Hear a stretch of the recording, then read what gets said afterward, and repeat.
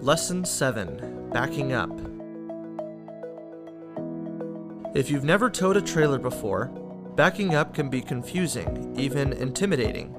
It doesn't have to be. Keep your hand at the bottom of the steering wheel. Look over your shoulder through the rear window.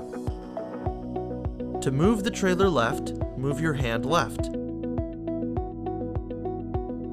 To move to the right, move your hand to the right.